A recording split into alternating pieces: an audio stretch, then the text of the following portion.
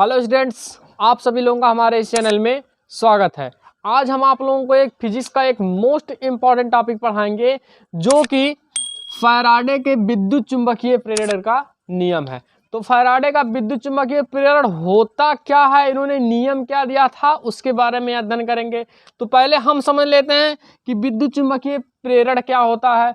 जैसे हम देख लेते हैं, ये कोई विद्युत चुंबकीय फ्लक्स है और इसमें हमने क्या किया, एक चुंबक को इसमें प्रवाहित किया, नॉर्थ और साउथ ले लिया, और इसमें क्या करेंगे, ऐसे चुंबकीय क्षेत्र को इसमें प्रवाहित करेंगे।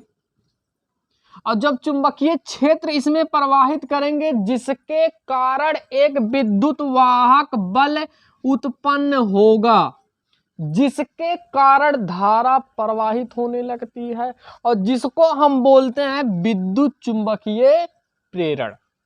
तो अब हम समझते हैं इसी विद्युतीय चुंबकीय प्रेरण को फैराडे ने दो नियम दिया। तो पहला नियम देख लेते हैं होता क्या है। तो देखते हैं पहला नियम, जब किसी परिपथ से गुजरने वाले चुंबकीय फ्लक्स में परिवर्तन होता है, इसका मतलब यह मान लेते हैं कोई परिपथ है जिससे ये गुजरने वाला क्या है, चुंबकीय फ्लक्स है, अर्थात यहां से चुंबकीय फ्लक्स में परिवर्तन हो रहा है। तो इस परिपथ में एक प्रेरित विद्युत वाहक बल होगा जिसको आपने क्या बोला, विद्युत चुंबकीय प्रेरण। यहां से देख सकते हैं चुंबकीय फ्लक्स में परिवर्तन होता है तो परिपथ में एक प्रेरित विद्युत वाहक बल उत्पन्न हो जाता है जिसका परिमाण चुंबकीय फ्लक्स के परिवर्तन की ऋणात्मक दर के बराबर होता है। तो ये तो किताबी भाषा थी, तो अब हम समझते हैं इसका अर्थ क्या हुआ। तो देखते हैं यहां से क्या हुआ। अगर मान लेते हैं ये परिपथ में चुंबकीय फ्लक्स में परिवर्तन, मान लिया प्रारंभ में जो परिवर्तन हुआ वह हुआ φ1, इसको हम लिखते हैं φ1, चुंबकीय फ्लक्स को हम लोग φ से लिखते हैं। तो प्रारंभ में हमने देख लिया φ1 हुआ, उसके बाद जब यहां से यहां तक लाएगा तो कुछ इसका समय भी लगेगा। हमने मान लिया डेल्टा टी समय लग रहा है जो समय में परिवर्तन हो रहा है, और कुछ समय के परिवर्तन के पश्चात उसमें हमने मान लिया उसमें जो उसका परिवर्तन हुआ चुंबकीय फ्लक्स φ2, इसको हम लोग क्या कर देंगे, घटा देंगे। तो ये हमारा चुंबकीय फ्लक्स में परिवर्तन आ जाएगा, टोटल जो समय लगा था उससे हम डिवाइड कर देंगे तो ये आ जाएगा। इसके कारण क्या उत्पन्न हुआ था, एक विद्युत चुंबकीय प्रेरण। चुंबकीय प्रेरण में जो परिवर्तन होता है ऋणात्मक दर के बराबर होता है, तो यहां पर हम लोग क्या लगा देंगे, माइनस।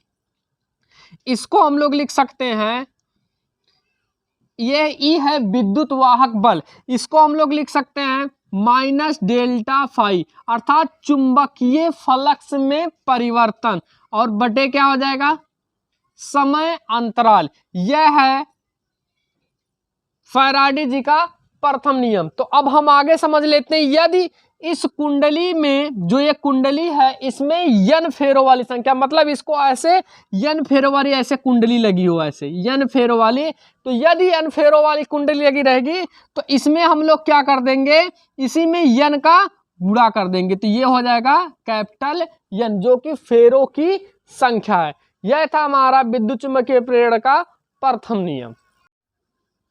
दूसरा नियम फैराडे जी का देखते हैं, किसी परिपथ में प्रेरित विद्युत धारा की दिशा सदैव ऐसी होती है कि यह उस कारण का विरोध करती है जिससे यह स्वयं उत्पन्न होती है, और इसे लेंज का नियम भी कहते हैं। अर्थात जो फैराडे जी का द्वितीय नियम है उसे हम लेंज का नियम भी कहते हैं। तो अब हम समझते हैं दूसरा नियम होता क्या है। तो यहां से हम देख सकते हैं ये तो कोई चुंबकीय था, चुंबकीय क्षेत्र था, अब इसमें से हमने चुंबकीय क्षेत्र में चुंबकीय फ्लक्स यहां से ऐसे परिवर्तन किया, तो जब लगातार हम परिवर्तन करते रहते हैं जिसके कारण विद्युत वाहक बल उत्पन्न होता है, जिसे हम कैपिटल ई से लिखते हैं, स्मॉल ई से भी लिखते हैं कुछ जगह। तो यहां पर जिसके कारण क्या उत्पन्न हुआ, विद्युत वाहक बल। अब जिसके कारण ये लगातार चुंबकीय फ्लक्स में परिवर्तन होता है जिसके कारण धारा उत्पन्न होती है, अर्थात धारा बहने लगती है, और जो धारा इसमें बहने लगती है ये धारा उसी का ही विरोध करती है जिसके कारण ये स्वयं उत्पन्न हुई है। इसी को हम लोग क्या कहते हैं, लेंज का नियम अर्थात विद्युत चुंबकीय प्रेरण का जो फैराडे जी का नियम है, दूसरा नियम को हम लेंज का नियम भी कहते हैं। यह था हमारा फैराडे जी का प्रथम और द्वितीय नियम। तो जो स्टूडेंट इस चैनल पे नए होंगे, चैनल को लाइक, सब्सक्राइब और शेयर जरूर कर लेंगे। धन्यवाद।